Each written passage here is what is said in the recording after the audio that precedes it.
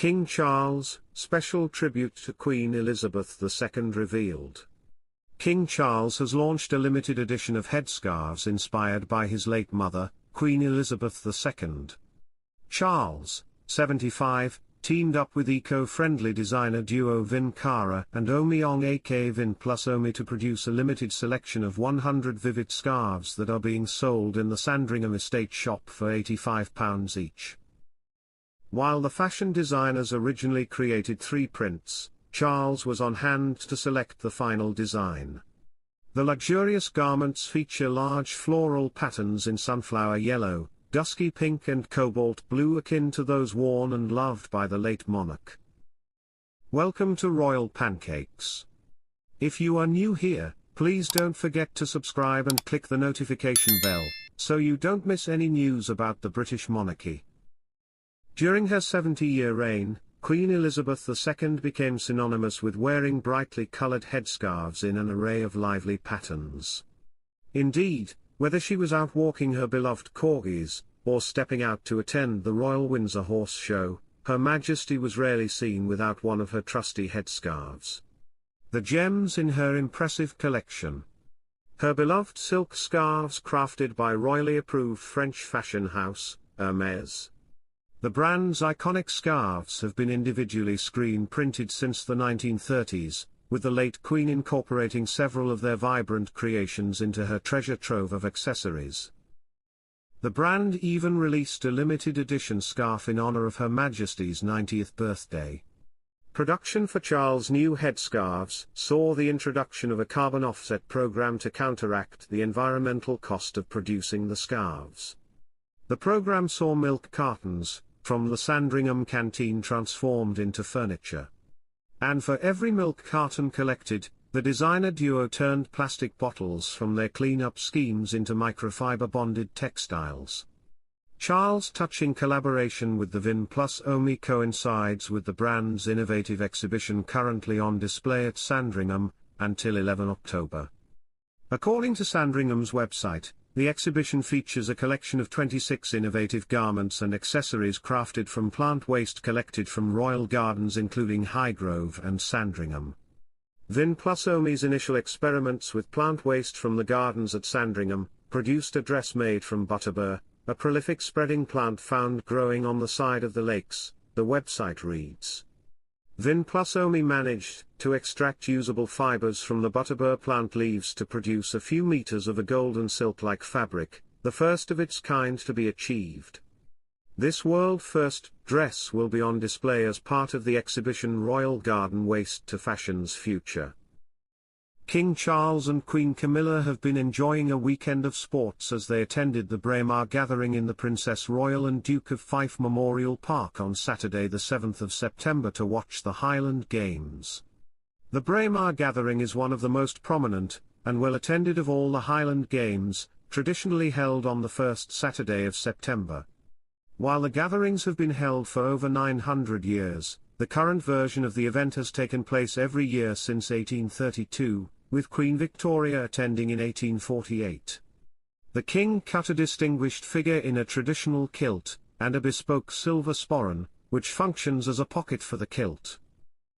Queen Camilla wore a feather-patterned crepe silk shirt from Cordings, and complemented her outfit with a hat with 2 pheasant feathers on it, perhaps a nod to the hunting and shooting activities often carried out by the royal family in Scotland. The Queen was presented with a small bouquet of white heather, symbolizing protection and good luck. The royal couple shared a smile as they settled in to watch the games. Events include the caber toss, a feat of strength where larch trees, sometimes over 20 feet long, are thrown end over end, tug-of-war, throwing of hammers, pipe bands and Highland dancing. The king stands as a military procession passes by. The king presents a victorious athlete with a cup. Princess Anne shares a joke with her brother last year, wearing a vibrant red outfit. A young Prince William watches the games with his late grandmother in 2005.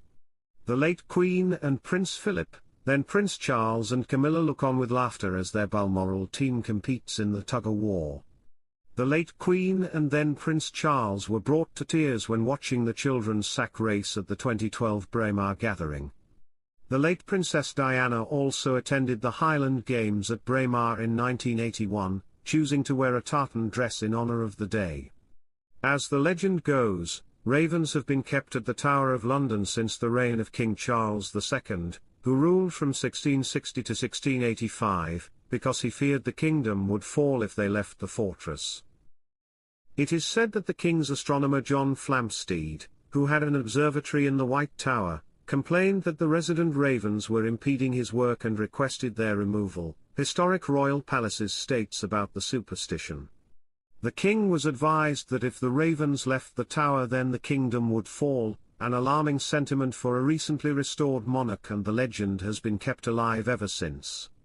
The Tower of London currently houses 7 ravens named Jubilee, Harris, Poppy, Georgie, Edgar, Branwen, and Rex, which is Latin for king and named in honor of King Charles' coronation in May 2023. A veteran of the Royal Marines and Yeoman Warder Guard at the Tower of London since 2009, Chandler became Ravenmaster in March and told the Telegraph that he wasn't particularly interested in birds when became a Yeoman Warder, or Beefeater, 15 years ago. Initially, the draw was the legend of the ravens, and then being here seeing them, working among them, it was just natural, he explained. I fell in love with the ravens. They're individuals, they are characters, just like us. In his Ravenmaster role, Chandler leads a team of 4 yeoman warders who look after the blackbirds at the historic fortress, which attracts almost 3 million visitors per year. They are fed a special diet of mice, chicks, rats and raw meats, with blood-soaked biscuits given as a treat. The ravens' flight feathers are kept partially trimmed to encourage them to stay at the tower, Historic Royal Palaces said, where they seem to be having plenty of fun this summer. The Tower of London's social media team has kept its feed updated with what some of the birds are up to, from a cheeky peck at the White Tower to a refreshing splash in a bath. A letter King Charles wrote in the immediate aftermath of Princess Diana's August 31, 1997, death is shedding new light on his grief. The king, who was then Prince Charles, wrote about unbearable emptiness just under 4 months after the late Princess of Wales died in a car accident in Paris. The letter, sent to Peter Houghton, recently sold at auction for $2,000, according to the Daily Mail. It is clear in the letter that Houghton is also grieving, as the former Prince of Wales writes that his heart bleeds for him following the death of dear Liz, who the royal referred to as a life enhancer, after an illness. Charles added that he could imagine the agony Houghton was going through and longed to wave a magic wand to transform the situation.